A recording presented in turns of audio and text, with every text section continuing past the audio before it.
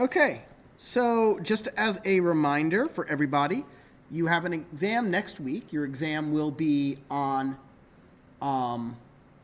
either this following Friday, so not this Friday, but next Friday, or that Monday after that, depending on when you have your lab, right? It's going to be in your next lab. Incidentally, that also gives us our next, actually, this gives us all of our future exam dates. I believe the last day of classes is April 28th, yes? So April 25th and April 28th will be the makeup exam. Our last labs will be the day of exam 3/makeup exam, right? Because really that's what the exam 3 is. It's a makeup exam. It's a chance to boost your grade because if you're a good student, you're taking the first 2 exams. Of course, you can totally skip that if you feel like, hey, I got great scores on my first exams, but, it's also a good chance to do some practice stuff for the final.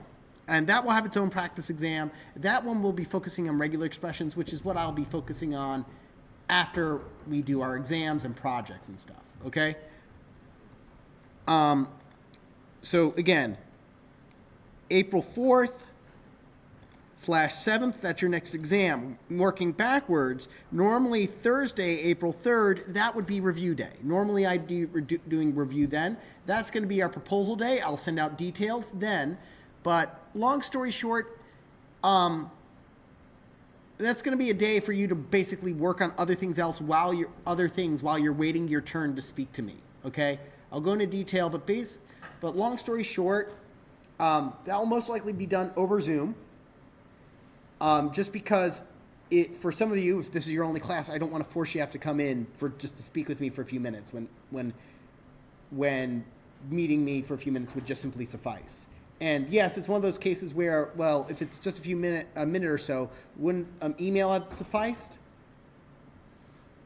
It goes a lot quicker than an email for me to do this. Otherwise I have to do back and forth with hundreds of students, and that just does not work. So, speak to me on April 3rd. I'll put it. But long story short, when you get into the Zoom room, I will form a few breakout rooms. Okay. And maybe I'll categorize them a bit more strictly this time to give students the idea. But basically, if you can wait and you don't have anything to do for the next few hours, stay in the back breakout room and just wait. It normally takes about 2 hours for me to go through the entire class, and I only have an hour, 20 minutes. So if you can wait because you don't have anything, go to the back of the line. If you have classes next or need to go somewhere, be in the front, right? And go and try to speak to me first, right? I only need one person per group. And again, I'll send out a huge announcement with all the not rules, but just kind of the way that this will work. So you don't have to worry about that right now. But long story short, it's not meant to be a stressful thing. I'm just trying to do this in a way that respects everybody's time as much as possible. Okay. Now, so again, working backwards from that means that April 1st will be our review. And that is the day I'll go over our practice exam, which I've already sent out. Okay?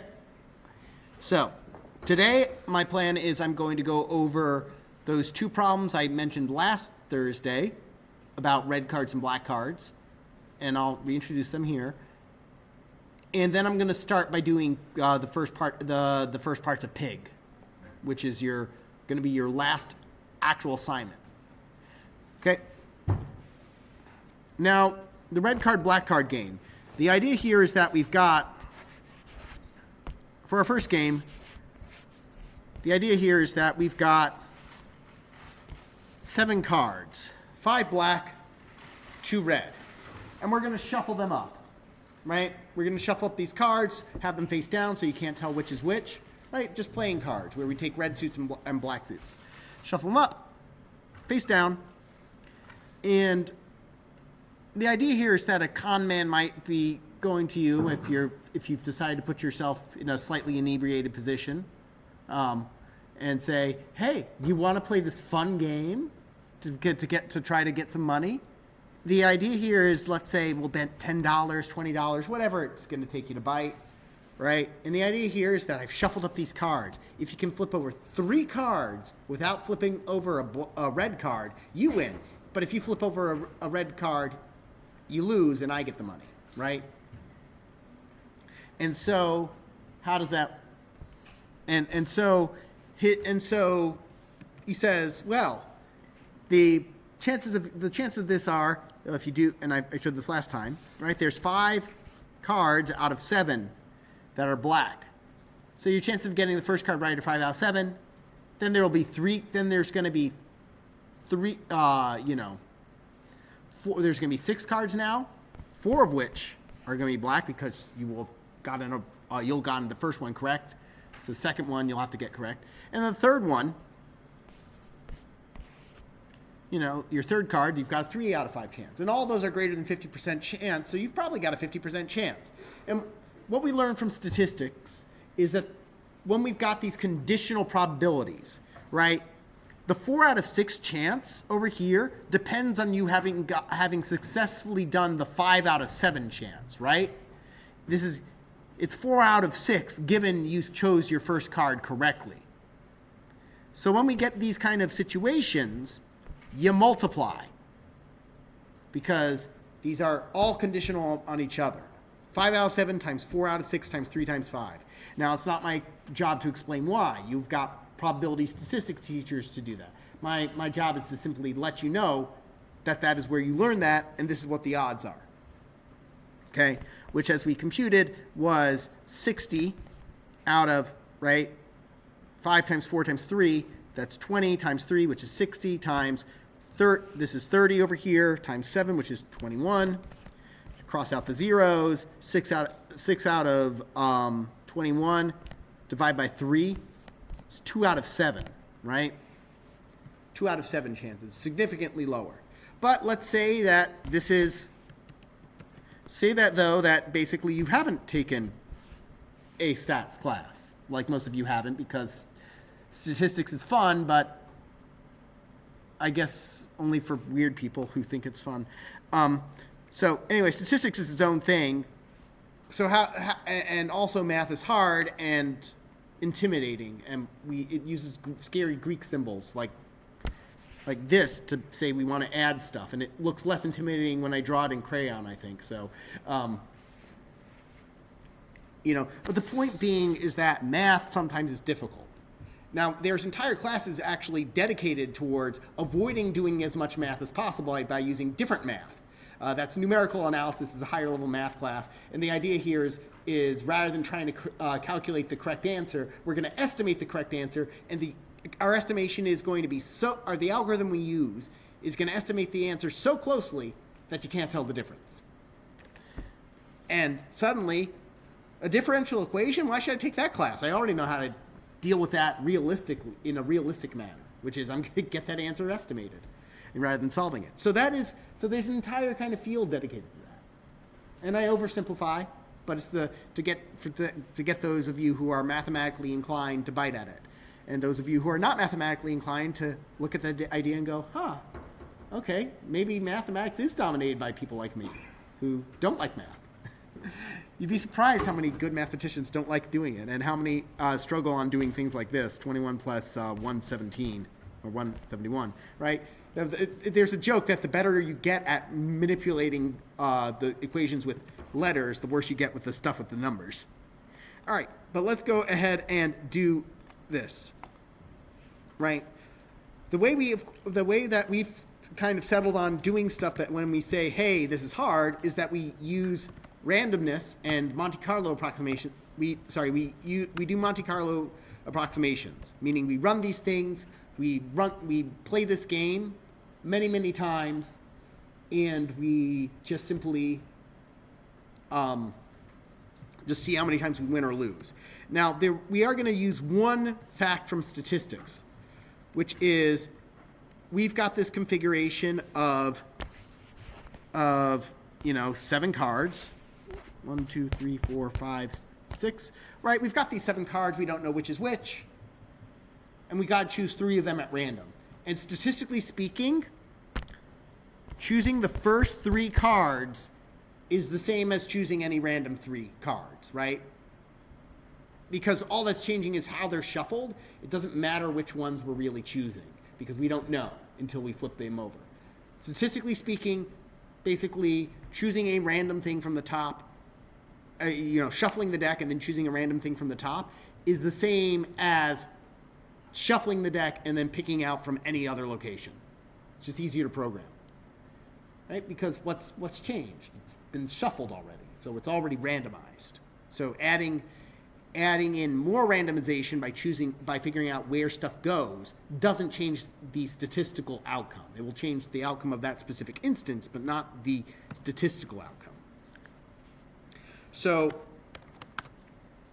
I always like to do a setup function.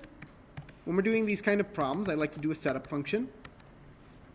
I'll put a pass here so that we can, just so that it will let me keep typing. And then I like to also break it up into a game function. Okay? And that just allows me to figure out how I want to do these things. To set up, what we want to do is basically create our deck of cards. Okay? And I could just combine them into just the game functions, but basically I just want to figure this out as much as possible. So to set up a deck of cards, what do I need to do? I need 5 black cards and 2 red cards, and then I need to shuffle them up. So I'm going to call it a deck because cards are organized in decks, I think. You could call them a hand or whatnot, but I like the deck. And, I could type stuff out like this: red card, right, comma, red card, 2 reds, and then I could manually type it out. But we're working in Python. Let's work smarter, not harder. R times 2 plus black times 5, right? In Python, we can use 2 things to our advantage. First, we can use replication, which is the multiplication operation on an array, right? We've seen this before in idle. Not oodle, idle. No, I say oodle because I typed a U instead of an I. Turns out they're right next to each other. Okay. But we see this like if I do, here's a 1, a list that has a 1, and I multiply by that 5, I don't get 5, I get 5 ones, right? That's replication. And then when we add collections or sequences together in Python, it glues them together. So this will give us what we want. The next thing we need to do is we need to shuffle this deck of cards. We need to shuffle this deck of cards. Fortunately, Random has that built in with random.shuffle. Okay? Which is fantastic. And it will automatically take this and it will shuffle it for us. And then we will return the deck. Okay?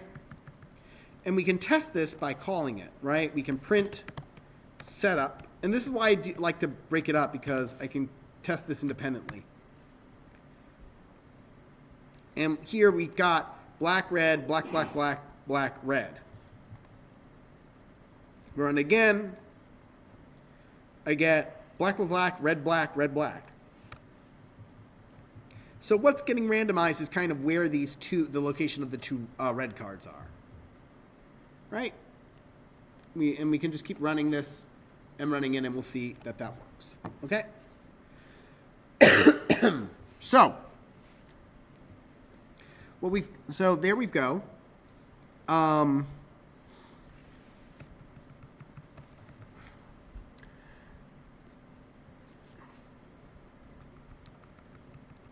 So now let's go ahead and set up the game or play the game. How do we do a game? A game involves us. Well, first thing we want to do is set up the deck of cards, right? So our deck is equal to setup. Next,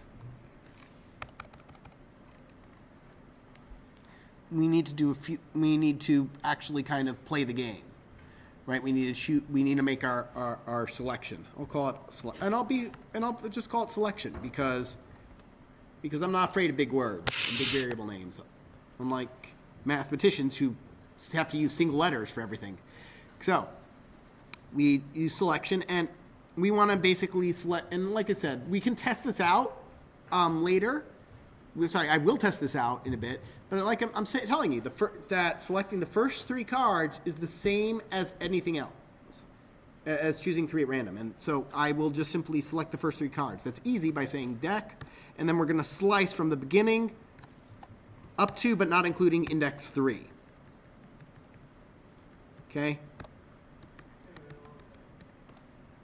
And then what we're going to do over here is now we are going to ask if red in selection return false.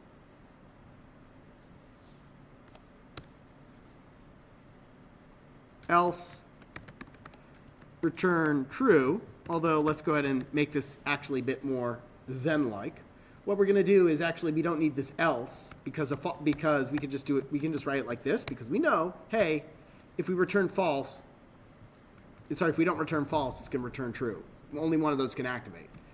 We can also just simply rewrite this. We could do it as if not red in selection, we can just return true. And if we're returning, and if this is true, then we return true, we could instead we are just finally going to simplify this even further by saying return not red in selection. 3 lines of code. It took us some deleting to get there, but you'd be surprised. But don't be afraid to do that, to rewrite it and just simply get there. So return not red in selection. If this is false, we return false. If red is not in there, we return true. So now we do, now that we've got a game, we do our Monte Carlo trials. Cap, to let everybody know who's reading this, this is a constant. So trials is equal to 10,000 and then what we need to keep track of. Here we're going to keep track of wins.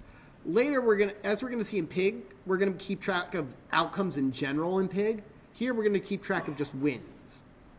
Wins is equal to 0 for blank in range trials.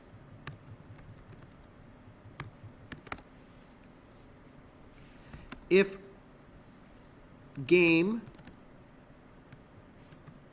equals true, we don't actually need the equal true. We could just do if game : but if the game is equal to true, if we got to win back, we say wins plus equals 1.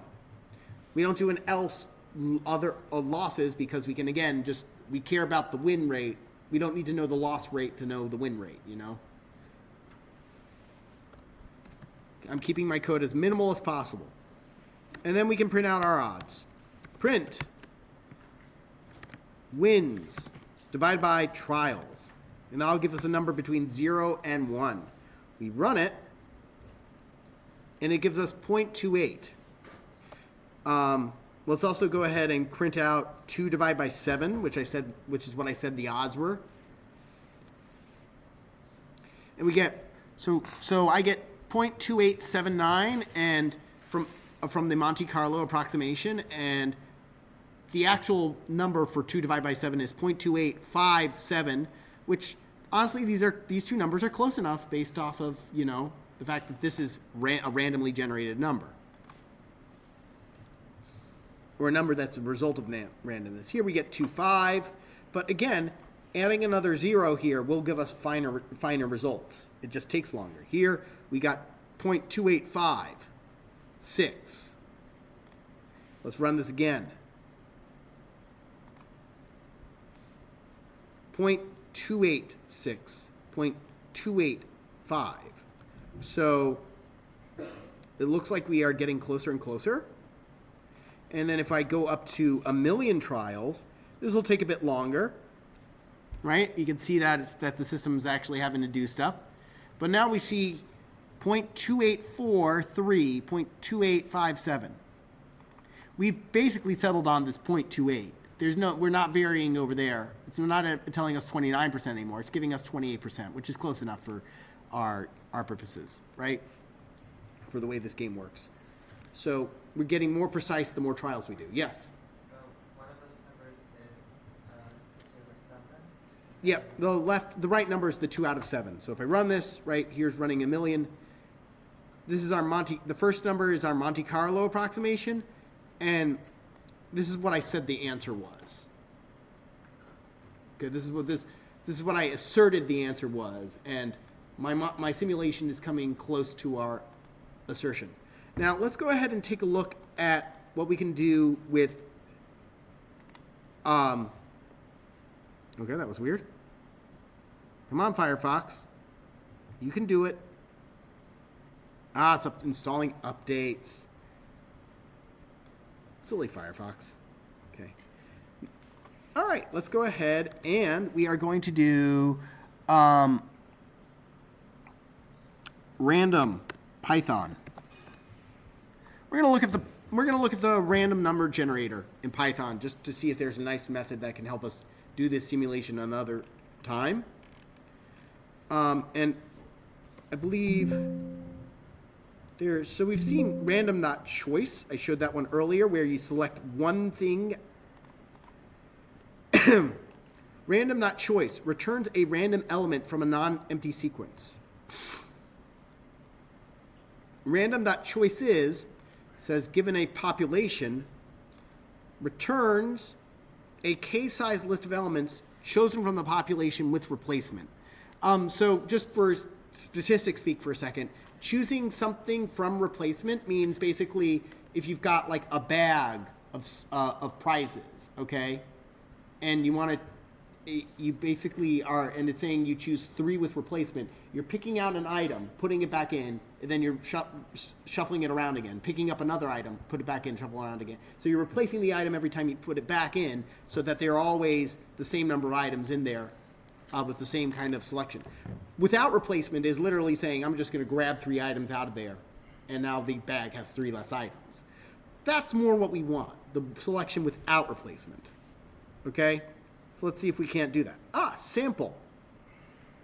Random.sample, population K, returns a K-length list of unique items chosen from the population sequence used for random sampling without replacement. So just to kind of, let's go ahead and I'm going to slow this down to 100. What we're going to do over here is I'm going to, right before I do our win-loss ratio, I'm going to print out our selection right now, selecting the first 3, okay?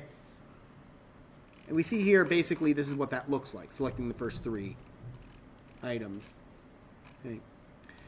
Now what I'm going to do is I'm going to change our selection. I'm going to change the selection to being random .sample. One you don't need to know for the exam. Again, what you would probably need to know for the exam is random, depending on the question I ask, it's going to be random.choice, or you can even get away with, I generally like to do coin flipping questions on the exam, which are nice and easy because you can either do heads and tails like this and then select one as a sample, or if you forget, oh gosh, how do I do this? You can just simply randomly choose. You can do random.range 1 and 2, where 1 is heads, 2 is tails, right? You can use random generated numbers. And you bet that I'll have a note on how to do that on the back page of on the back of the first page of the exam. So, but I like to do coin flipping questions because they lead to simple stuff, okay? Or they lead to simple enough things. Because there's only so much complexity you can add with flipping a coin. Okay. So here I'm going to say random.sample from the deck of cards 3.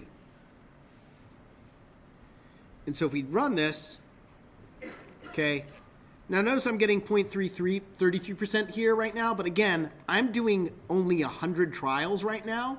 So the randomization of this is going to be wild, but you're going to see we're never getting a fair rate when we're only doing 100 games. We're getting into 0.3, which if you think about it, rounding up from 28 is going to give us 3. Up here we got 26% chance, so it's swinging a bit wildly. But again, it's random,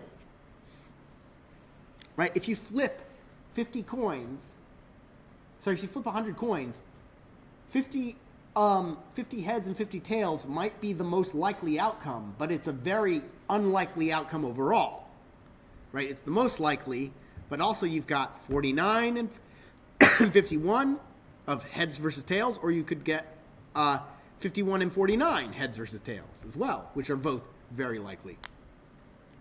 So doing 100 trials only gives you so much data.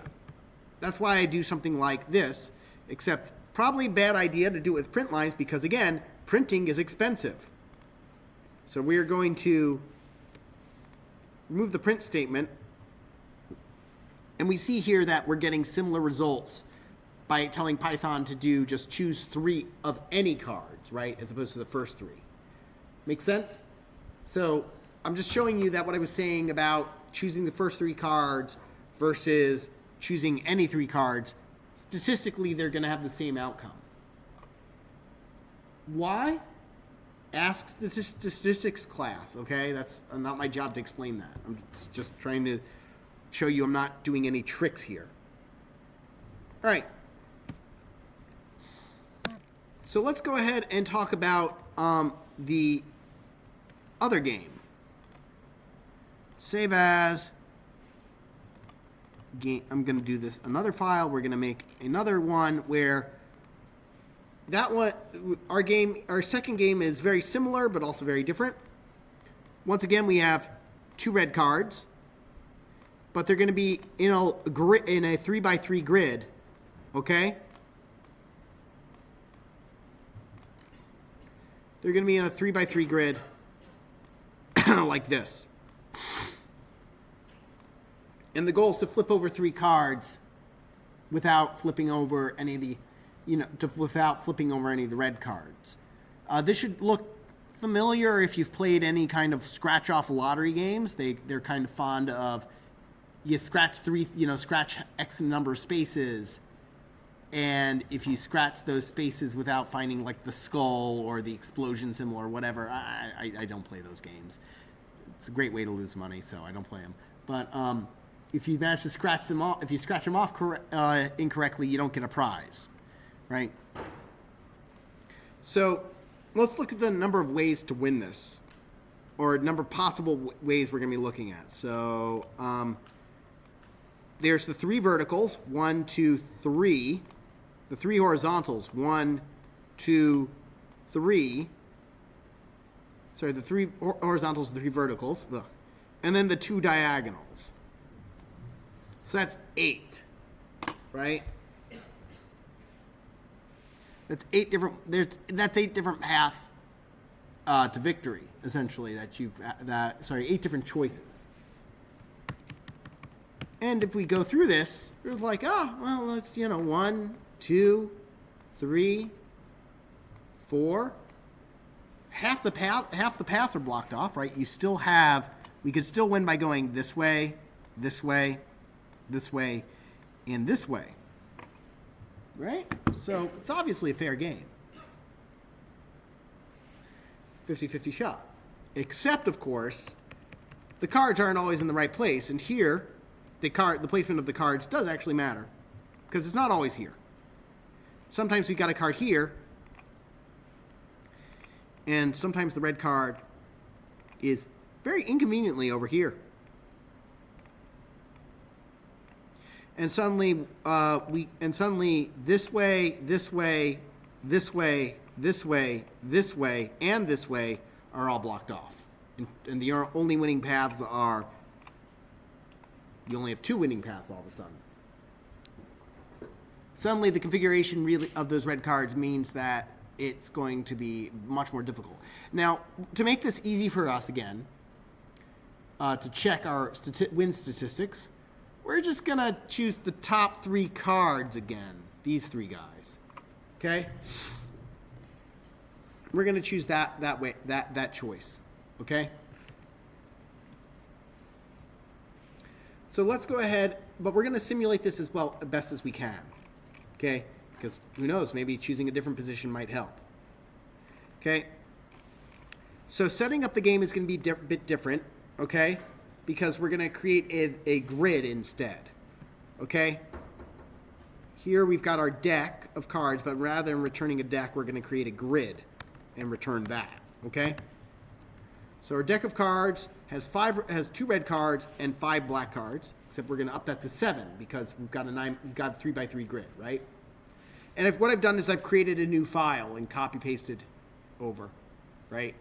So we've got this 9x9. Sorry, this 3x3. We're going to shuffle this still. We're still going to shuffle it. And then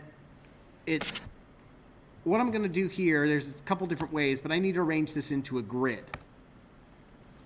Right? And I could manually do it like this. I could say, hey, is equal to this list.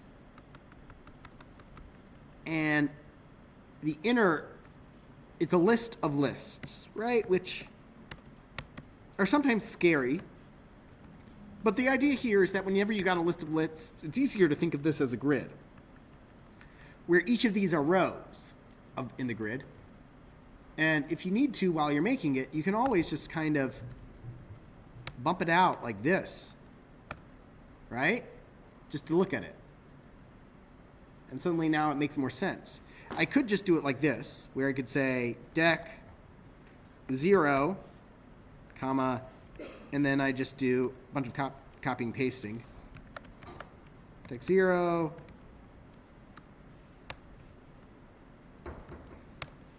Right?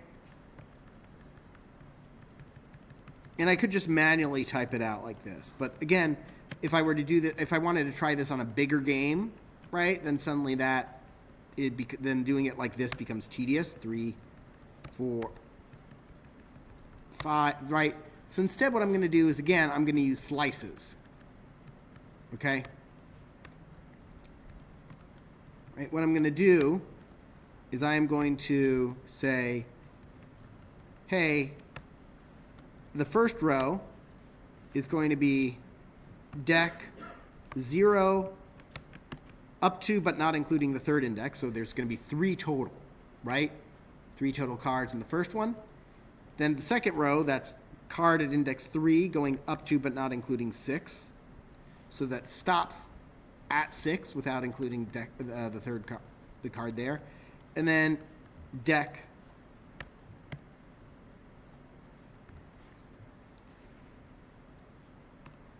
6 through 8.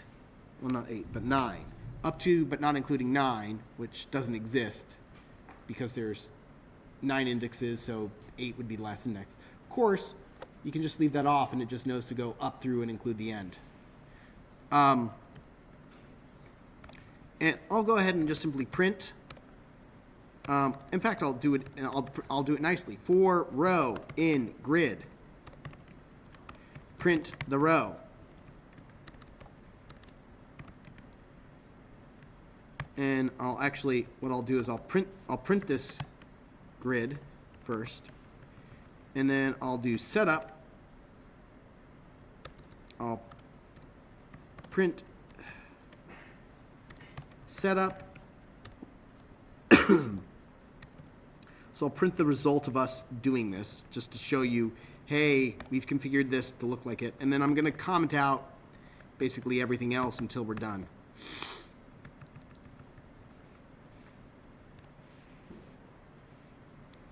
And so, why is it showing?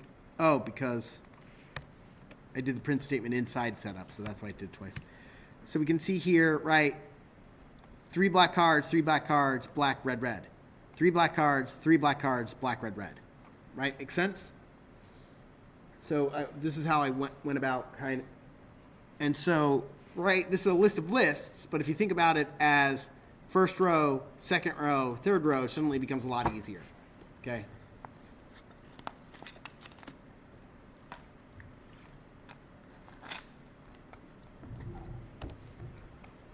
Whoa. I accidentally hit the pedal here. To lower this. Fun. Got an unexpected ride. Okay. So what we're going to do is we are going to, let's see, we are going to delete the print statements that we have. We're going to just set up our game. Okay? Once again, we set up our game. And this time, our selection is going to be even easier. Because our selection is, if I'm going to get the first 3 cards, this card, and this card, this is grid, right? This is actually just grid 0. Because 0 is the first row, right? And then I can ask if red is in it. And then I can run it. And be told it's wrong because you remember how you commented this out? Yeah, you forgot to remove that over there. Even is equal to true. Selection grid. Grid is not defined. Oh, right. I still called it deck there. Grid is equal to setup. So our game is basically now fixed. We've got our game. Grid is equal to setup. Grab the selection and ask if red is in the selection. And here the chances are a bit better. 41% chance of winning this game.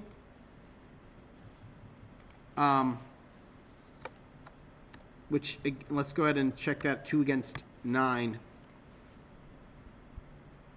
Or rather, I'm just trying to figure out how would I guess those. Again, this is one of those ones where I don't know how to calculate the probability properly without sitting down and thinking about it. But honestly, that's why we do the Monte Carlo approximation, because I don't need to know. And I know it's correct, though, because I'm running it this many times. I know the score that somewhere it's 41% chance of winning.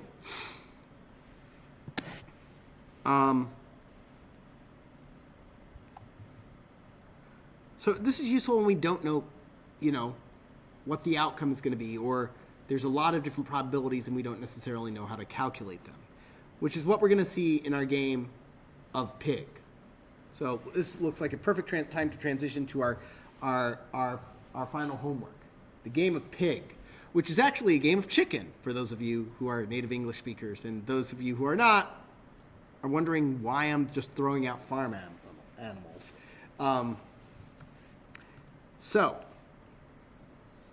Let's go to Canvas now and pull up the PDF. Now, this is a large assignment, but it's large in the sense that each section builds upon each other, right? In the same way that the draw stairs, every step of that built upon the previous step. Oh, no. What's going on here? Give me a sec. I was having issues with this earlier. I don't know why. So I'm just going to go into my I'm going to go and clear history.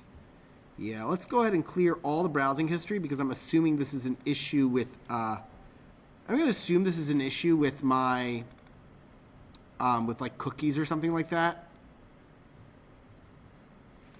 Or maybe I doubt it's an issue with uBlock Origin. Because I was running this. Yeah, it's not.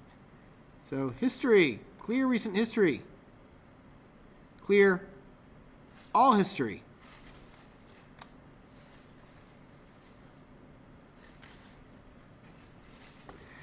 Yeah, when you get weird issues with websites, sometimes it's good to just simply do that. No, I don't want canvas.instructor. I want canvas.temple.edu. Just gonna tell me, hey, you need to log in now. Fortunately, I still have my saved password. Now it's gonna ask me for a two-factor authentication.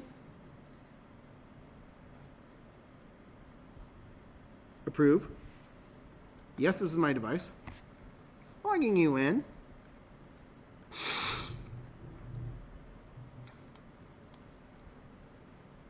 Okay, and there we go. Funny how that... Again, cookies, they're great, but sometimes you get issues. If suddenly a website isn't working the way you expect, try getting rid of the... You can like independently target some sites' cookies, right, by going to your settings and stuff, but sometimes just dropping a nuke and saying just delete all the history. That helps. Right. So let's go to our assignments. And we'll see that we've got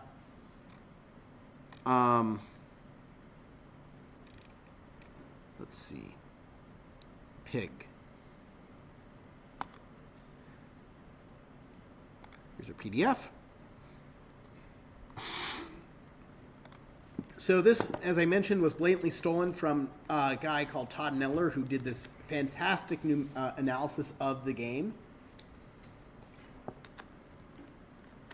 But you can look it up if you want to see his analysis. So, but that's partially what we're going to be doing, an analysis. So we have a dice game here called Pig. Now, Pig is played with a single six-sided dice, a D6 as we say in RPG slang, a six-sided dice. Okay? We'll have two modes for this game, a two-player mode and a single-player mode against the computer.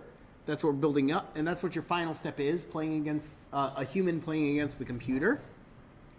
And what we're going to do is we're going to use a bit of analysis to determine a good, simple strategy for the computer, which I'm going to tell you what that strategy is, which we call hold at 20, but we're going to determine why it's a good strategy using some computational analysis.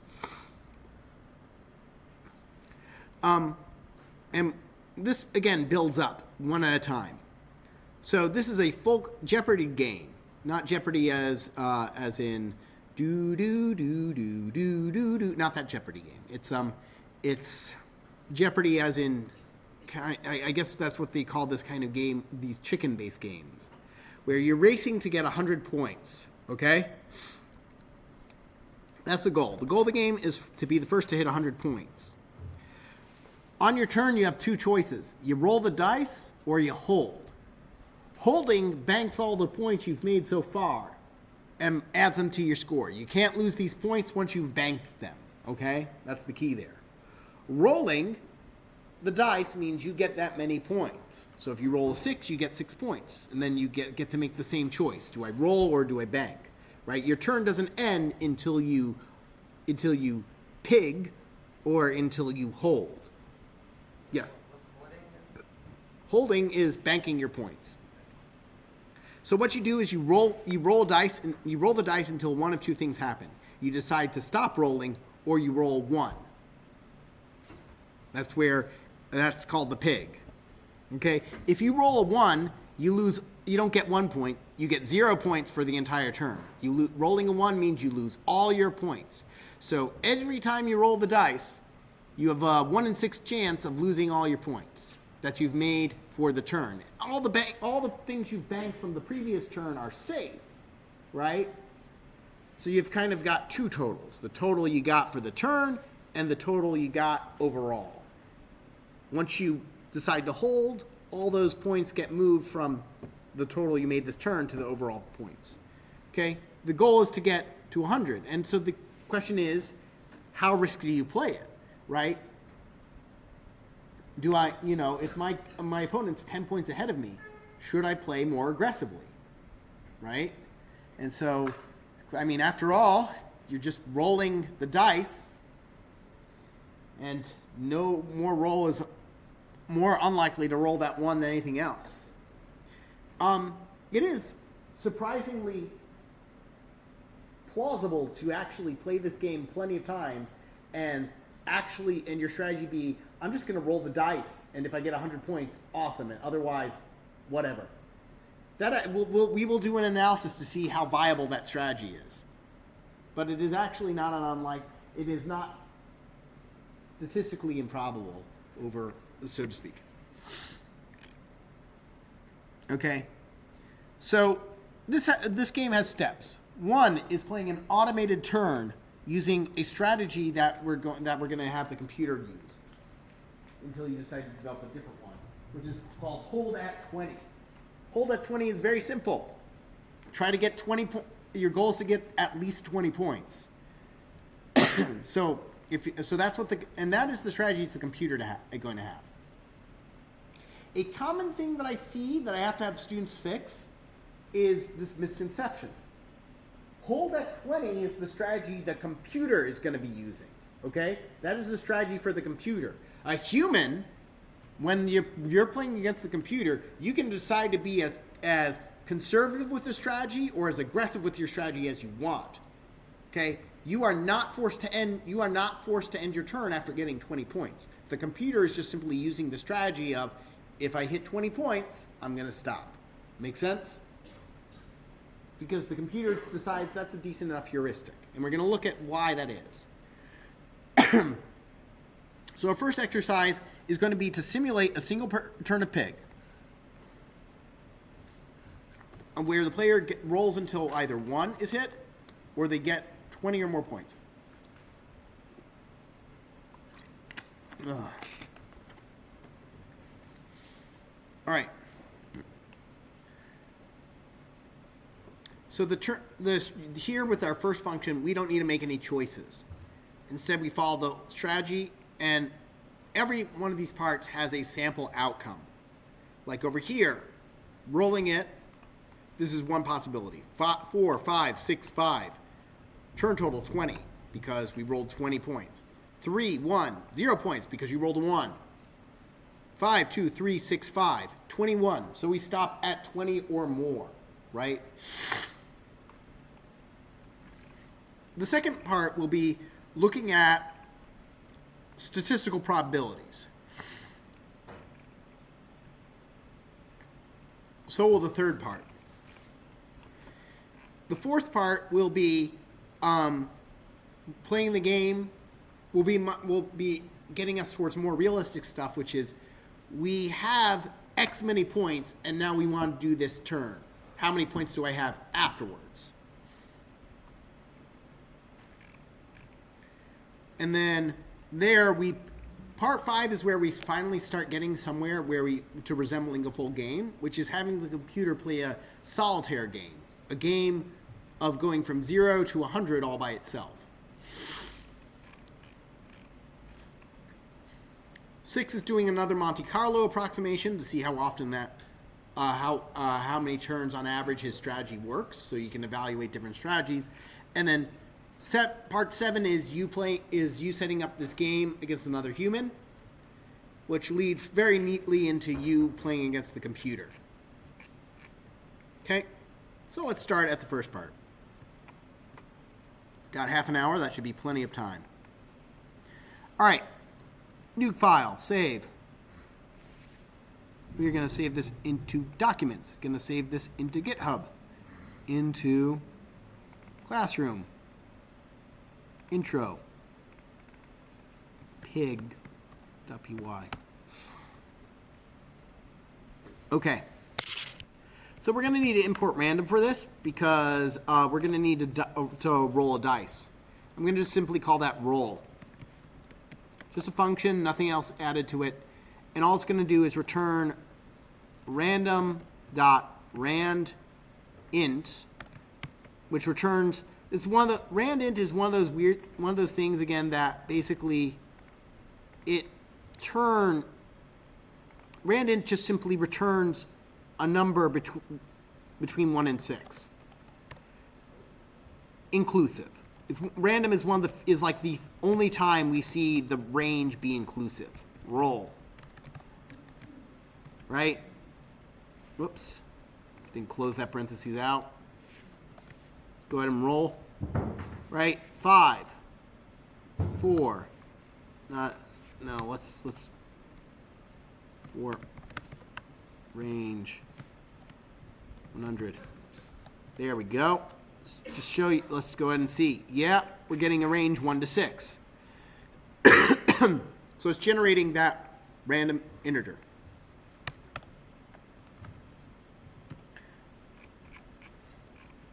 Part 1. Let's call part 1. Let's call it hold at 20 turn. Okay? Takes no input from the user. It doesn't need to do anything. It's just supposed to simulate the dice rolling each turn, right? Okay. And what we have here is that we've got a turn total. Okay. is equal to, we're going to start at 0. And let's first ignore the whole, if we roll a 1, we have to stop kind of idea, right? We're going to just simply do this. We are going to just simply say, while the turn total is less than 20, turn total, let's go ahead and say result is equal to roll, or we can say maybe side for the side of the die. We roll and we see what side of the die we got, and then we're going to say, and because we're not worrying about ones right now, what we're going to do is simply say this. Turn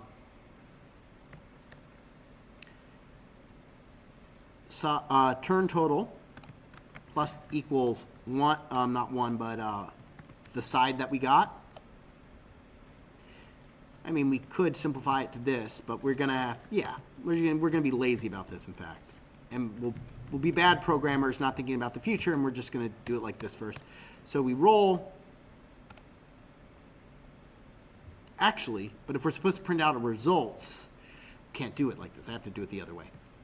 Side is equal to roll. Print. So once we roll it, let's go ahead and print out what it says, which is we want to print out roll, colon, comma, side to print that result out, and then we add it to our turn total. Print turn total, colon, turn total, right? And now if we do that, we run it, it's not going to do anything because I didn't call it. That was intentional there, actually. Very common thing I will do, and you will do it too, is just simply run things without remembering to call it. So now we run this, and that stopped at 20, right? That looks like what we were supposed to get. Got stopped at 20, 20 again, 25, there we go. Now, obviously, if we roll 1, we need to stop, okay? So let's go ahead and add that in.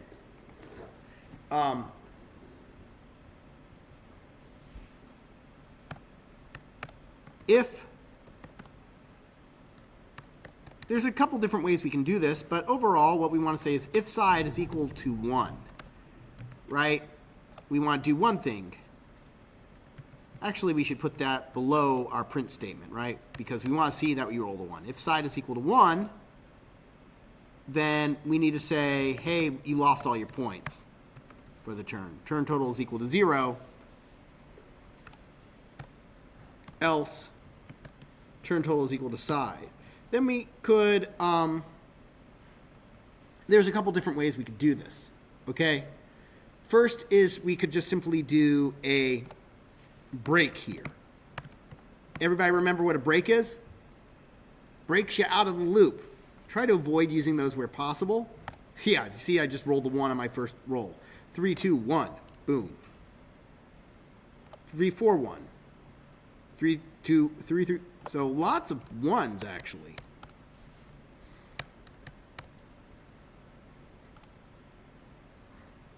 There we go.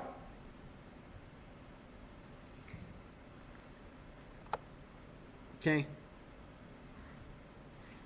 So turn total is equal to this. Another way we can do this is we could do a variable over here called pig.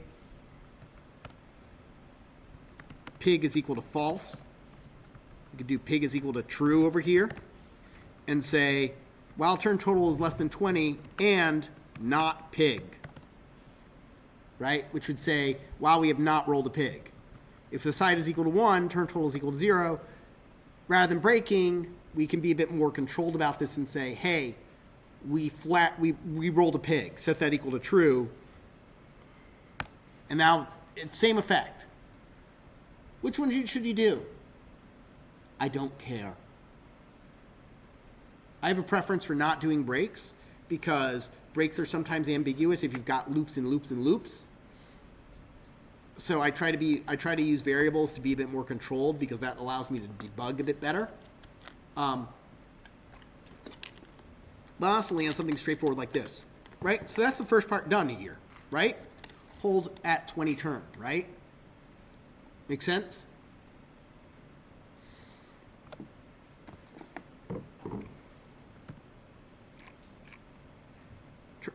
Hold at 20 outcomes. I'll go ahead and call it like that. Def. If I'm demoing this and the TA wants me to do that specific part, I'll just simply modify my code to call it at the time. Hold at 20 outcomes. Colon. Input, a single positive integer and indicating the number of turns simulated. Now, hopefully at this point you know I hate seeing input statements inside functions. Like I don't want to do the input-output inside function. I much rather like doing this over here, where I put in the trials as a argument.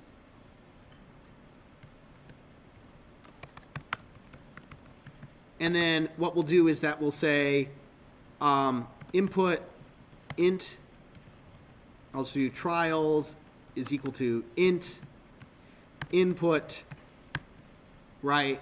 And then I'll say, well, what do they want me to do? Oh, you want me to prompt hold at 20 or turn simulations. Or how many here? Sample output. So I'm going to I'm going to be lazy, steal this. And if I want to render it exactly where they put it in the next line, I'll just put there. And that's so notice how I've just basically can pass it in here. I'm going to go ahead and comment that out, though. That would actually normally be the last thing I do. But I'm just trying to show you that's where I would put the input. And what I would actually do is I'd just simply set my trials to a single variable because it's easier to test. Yes? Why even like input inside of This is, as you'll see, it's very quick to test when I don't, because I don't like using input in general because it's hard, because when I run, I can't just hit run and, give me a second. I can't just hit run and then have it run. It's waiting for me to actually input before running it. I just like personally hitting run and then seeing everything go. So, especially when I'm building it, I don't want to have to remember to type stuff every time because then sometimes my finger slips and then that gets really bad, right? So that just adds more frustration. So I'm just trying to eliminate frustration in my life. So what I do is I just simply leave that to the end, and I'll do something like this, right? And then what I'll do is I will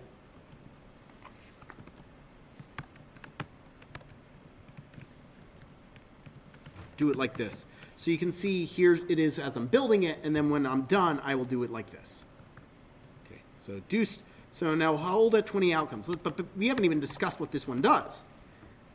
This asks how many simulations of a hold at 20 turn we want to do. And what it's going to do is that it's going to tell us, hey, this is the outcome, and here's how often that outcome occurred. Make sense? Here's the outcome. Here's how often that outcome occurred. So our outcomes are 0, 20, 21, 22, 23, 24, 25. Okay? On the next line, print score, estimated probability separated by a tab.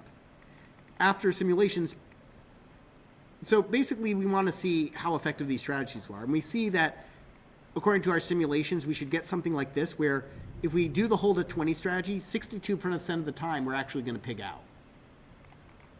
Which is not great, but it's also, as you'll see, not terrible. Because all we have to do is just do this 5 times and we win. 5 times successfully and we'll win. Okay? So, now so first thing we need to do is we have all these results, and we need to store these results. So I could do something like this. Result 0 is equal to 0. result 1 is equal to 1.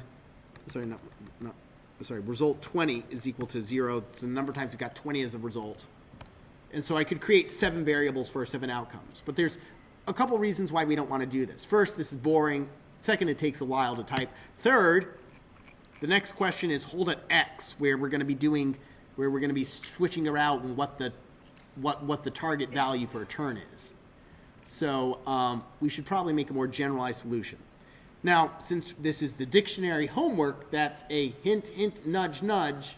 I'm sorry, since we just did dictionaries, hint, hint, nudge, nudge, we should maybe use dictionaries here. You could use a list, right? But that requires translation on your part, and dictionaries are just kind of very natural to do this. So what we're going to do is we're going to create something called results, and that's going to be an empty dictionary, but we're going to populate it first, right? We could populate it manually like this. 0 is equal to 0. In fact, I will keep that in, but I always hate typing stuff out like this. 0, 0, 20, 0, 21, 0. This just feels unnatural to type. It feels and very hard to read, right?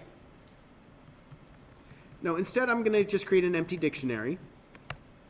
And what I'm going to do, also this avoids hard coding, is I will be doing this. I will say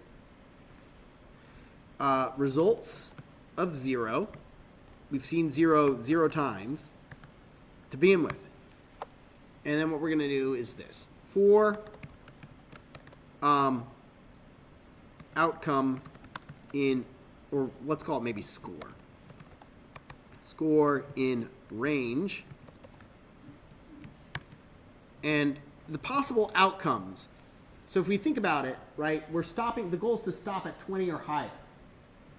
So there's 7 possible outcomes because outcome number 1, we pig out. Then the other possibilities are we land on 20 exactly, or we had 19 points, right? Let's just think about this. We had 19 points. The 19 points is the highest score we could have gotten before stopping. If we have a 1, we pig out. If we get a 2, that gets us to 21. We got a 3, that gets us to 22. 4 gets us to 23. 5 gets us to 24. 6 gets us to 25. So the maximum score we could possibly get is 25. Make sense? The maximum possible score we can get using the strategy is 26 because that's 6 plus 19. We don't do 6 plus 20 because we stop at 20, right? Once we hit 20, we will stop. There's a lot of different ways we can hit 20. We could have had 18 and then get a 2. We could have had 16 and then get a 4. There's lots of ways to get to 20. There's only one way to get to 25, which is why it has a very low outcome. Anyway, long story short, we know our outcomes are going to be from 20 up to, but not including 26. Right?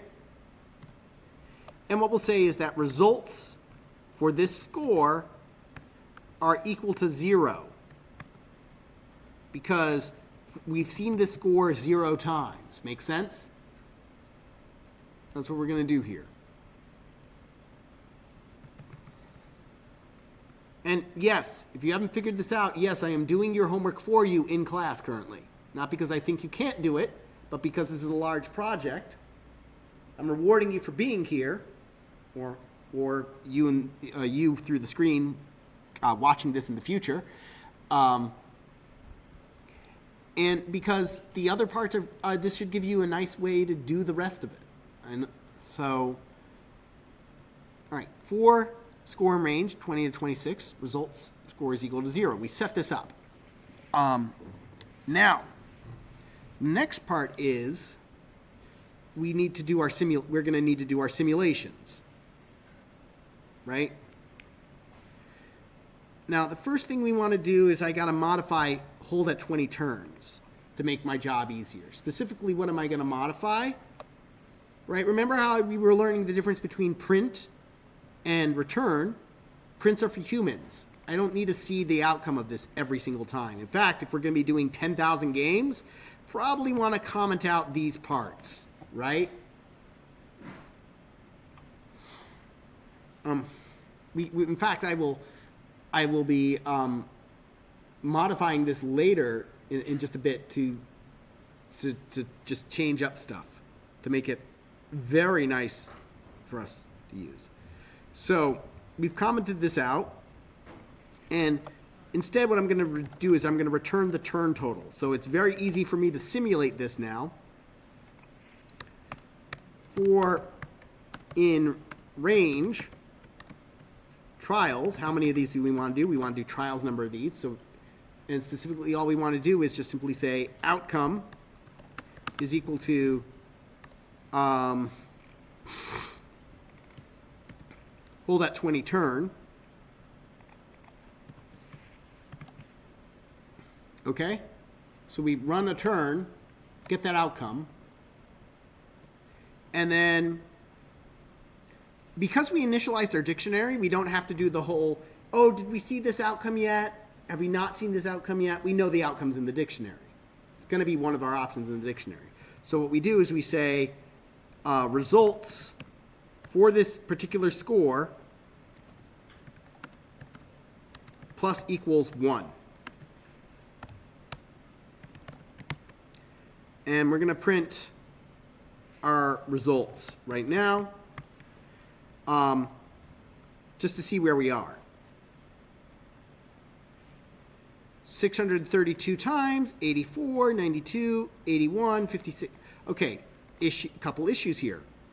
Hard to read this, right? Dictionaries kind of just aren't really made for reading, as lists are way easier to read. Second, we want the probability, right? Those are outcomes, not probabilities. That's easy enough to figure out because to translate from the outcomes to percentages, we just divide each of those by trials.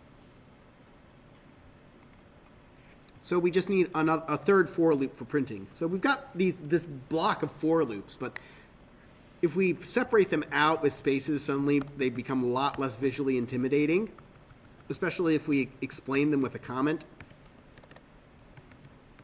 Setup. I'm sorry, no. Initialize possible scores.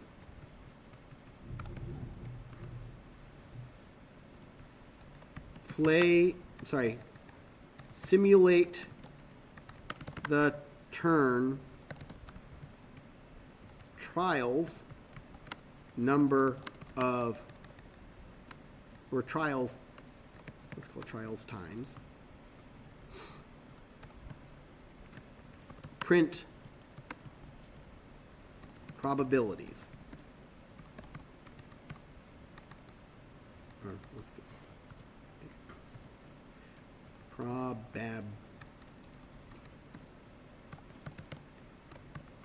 Okay.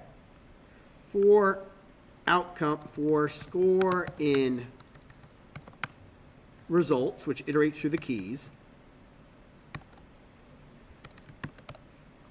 I probably should have called this score as well, as opposed to outcome, but whatever. For score. Oof, running out of time here, so I'm going to have to move quickly. Okay. For score in results, what we're going to do is we are going to say print score plus, and I'm just going to do, rather than using commas, I'm going to use concatenation here, /t plus results, for that score, divided by trials. Why that? Because we're turning it into a percentage.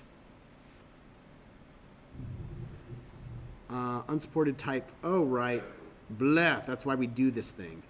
All right, fine, I'll be boring. There we go. And there we go, we've got our table there. We're going to go ahead and copy this, paste this above here, and we're going to just simply turn it into, what did they want it to do? Score.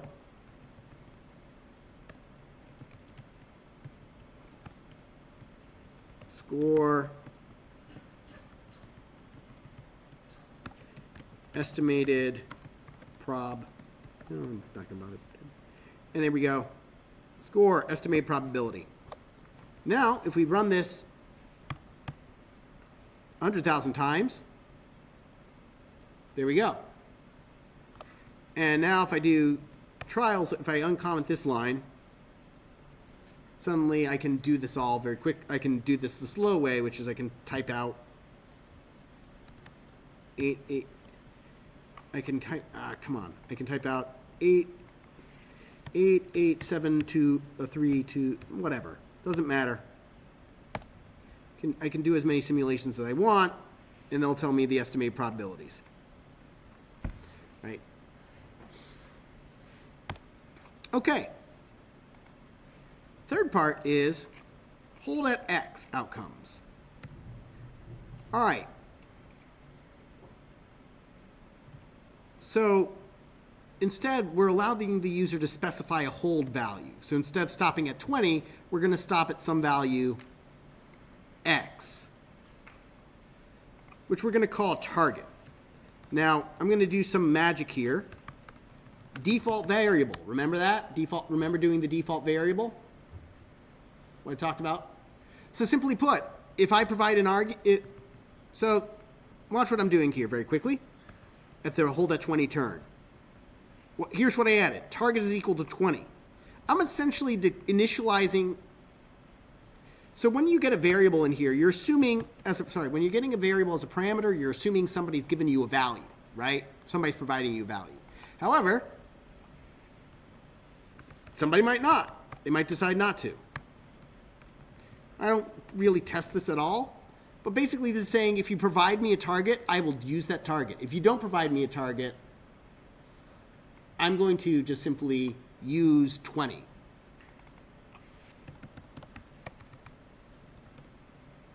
So, so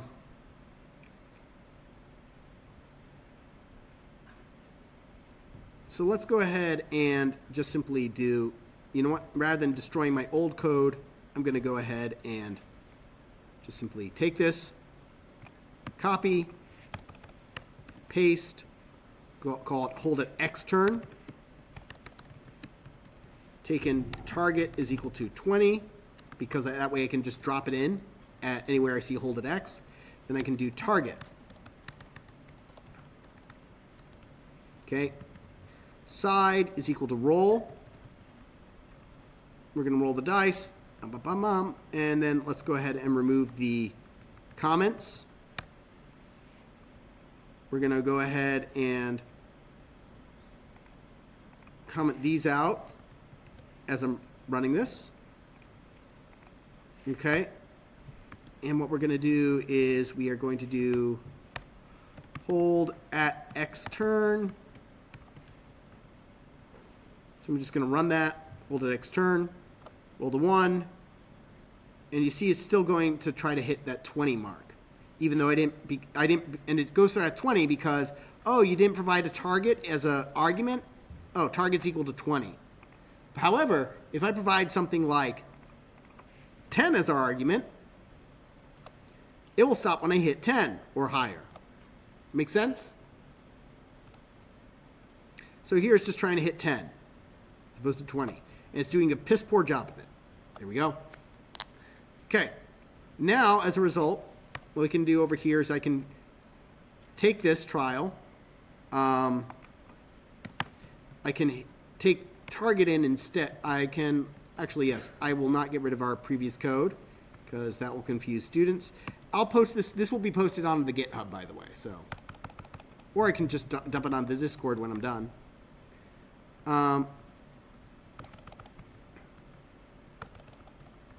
Let's see. So here we go. Hold at X outcomes.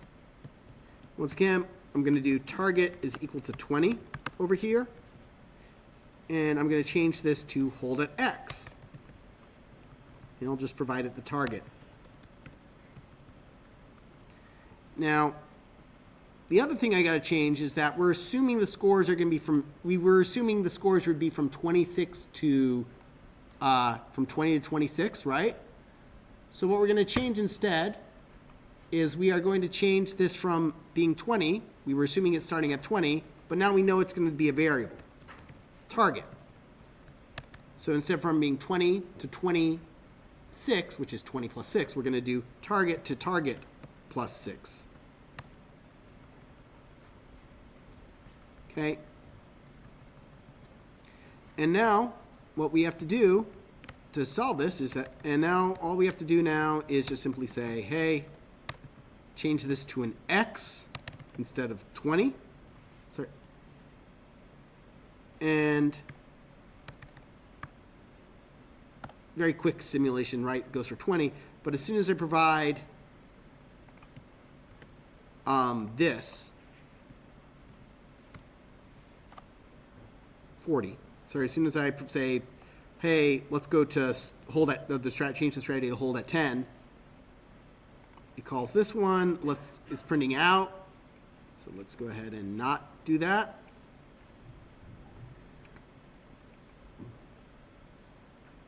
Remove the print statements.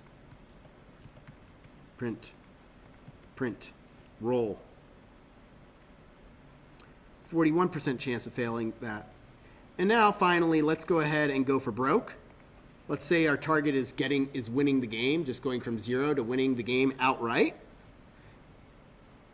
There's a 99% chance you fail, but there is a 1 in 100 chance that you actually succeed, right? Cumulatively, this is about 1% chance. So it is actually feasible that if everybody in this classroom tried this strategy, somebody would win, right? Somebody's luck would hold. It's not 1 in a million chances happen 9 times out of 10, as we like to say in fantasy writing. So let's go ahead and very quickly do this other one, which is hold at 20 or goal turn.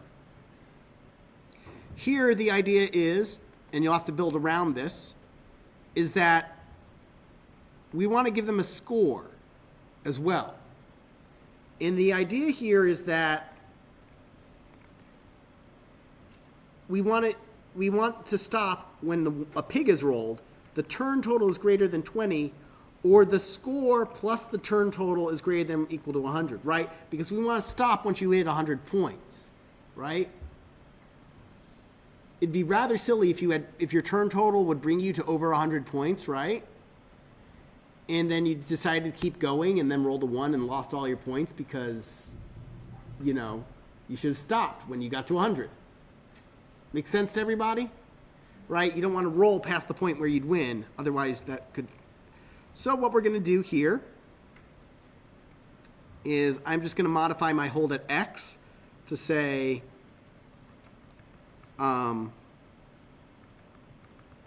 going to go ahead and actually just, instead of doing hold at 20, I'm going to do this part, which is hold part 4. I'm going to mark it hold at 20 or X turn. And I'm going to just give the relevant parts for you. Score is equal to 0. And another default. While the turn total is less than the target, and you've not got a pig, and score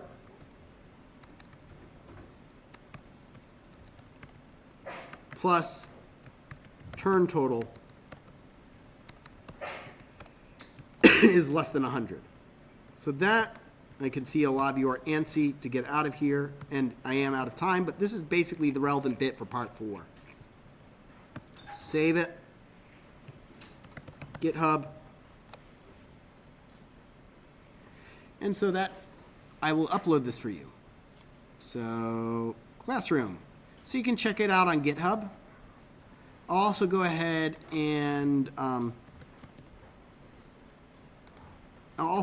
put it on the Discord chat. Ow. Okay, here we go. The other part, these are the easy parts. So, at least I think. But once you see, I feel like actually it's more importantly, it's easier to get this started once you've done this part. So, all right.